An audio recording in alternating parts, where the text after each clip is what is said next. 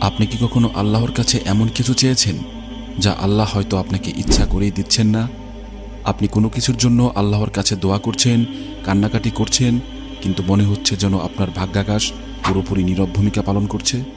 তাহলে এর মানে কি আল্লাহ পাক আপনাকে ভুলে গেছেন, নাকি আপনার ডাক আল্লাহ পাক শুনছেন না? ব্যাপারটা আসলে এমন কিছুই না, বরং এর পেছনে লুকিয়ে আছে আল্লাহর এক অপূর্ব পরিকল্পনা, যা আমরা আমাদের এই তুচ্ছ এবং অতি সাধারণ জ্ঞানের দ্বারা কখনোই বুঝতে সক্ষম নই। তাই আজ আমরা জানব আসলে কেন আল্লাহ তাআলা আমাদের অপেক্ষা করান এবং এর পেছনে এমন কি বিশেষ জিনিস লুকিয়ে থাকতে পারে। আসসালামু আলাইকুম প্রিয় ভাই ও বোনেরা, আজকের এই ভিডিওটি মূলত তাদের জন্য যারা দীর্ঘ সময় ধরে আল্লাহর কাছে কিছু চেয়ে যাচ্ছেন, হয়তো একটা ভালো চাকরি, বিয়ে, সন্তান-সন্ততি, শারীরিক সুস্থতা বা মানসিক শান্তি, কিন্তু পাচ্ছেন না।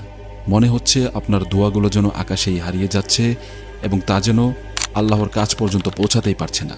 কিন্তু প্রিয় ভাই, আসল সত্য কথা হলো এই অপেক্ষা মানেই কিন্তু ব্যর্থতা নয়, বা এমন কিছুও নয় যে আল্লাহ আপনার দোয়া শুনছেন না।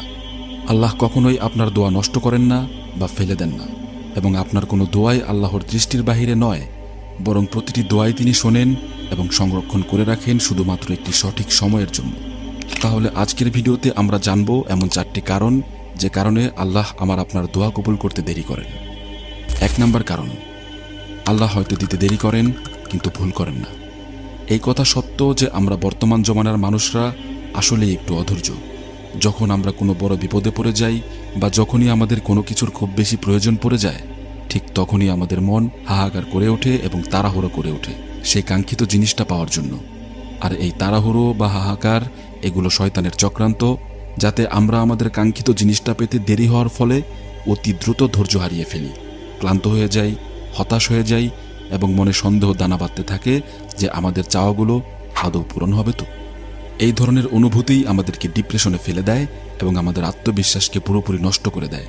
কিন্তু আল্লাহ তাআলা বলেন, তোমরা ধৈর্য ধরো, নিশ্চয়ই আল্লাহ ধৈর্যশীলদের সাথে আছেন। আপনার দোয়া কবুল হচ্ছে না, এর মানে হতে পারে আল্লাহ আপনাকে অপেক্ষা করাচ্ছেন আপনাকে আরো ভালো কিছু দেওয়ার জন্য।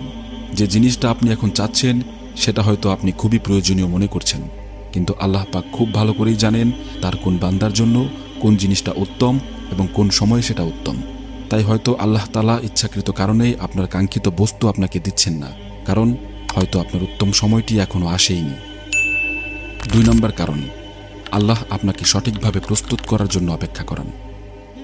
ধরুন আপনি একটি বড় দায়িত্ব নিতে চাচ্ছেন, ভালো একটি চাকরি, একটি ব্যবসা বা একটি সুন্দর গোছানো পরিবার, কিন্তু আপনি কি তার জন্য পুরোপুরি প্রস্তুত?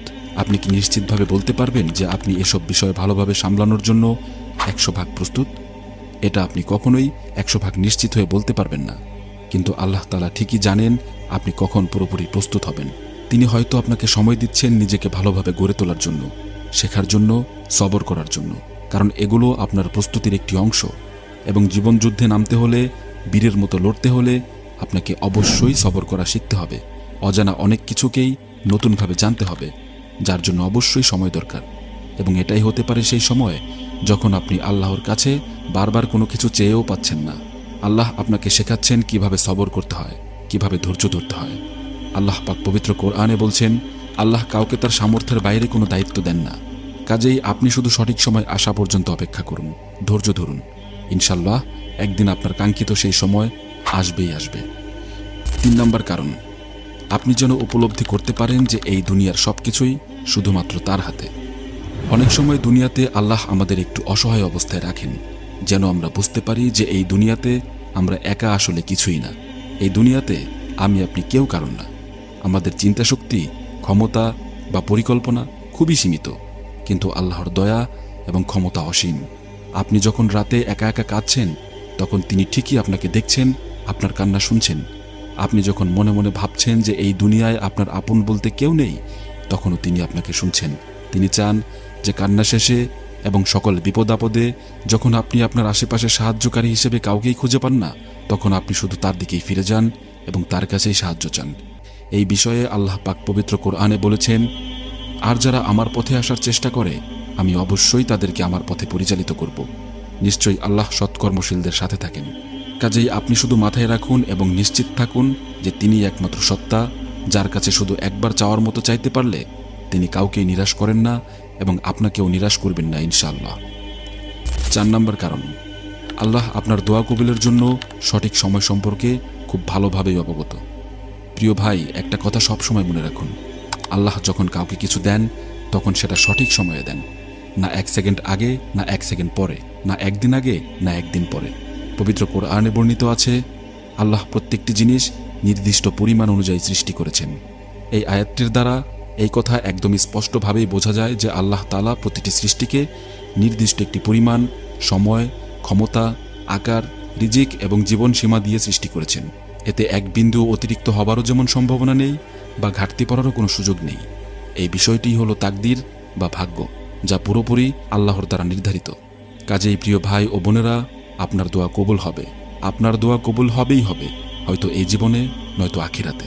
কারণ আল্লাহ যদি আপনার দোয়ার বদৌলতে এই দুনিয়ায় কিছুই না দেন, তাহলে আপনি আপনার দোয়ার প্রতিদান আখিরাতে নিশ্চিতভাবেই পেতে চলেছেন ইনশাআল্লাহ। নিশ্চয়ই আল্লাহ আপনার প্রতি ফোঁটা চোখের পানির হিসাব রাখেন। কাজেই অপেক্ষা করুন, ধৈর্য ধরুন, যতক্ষণ না আল্লাহ দেন।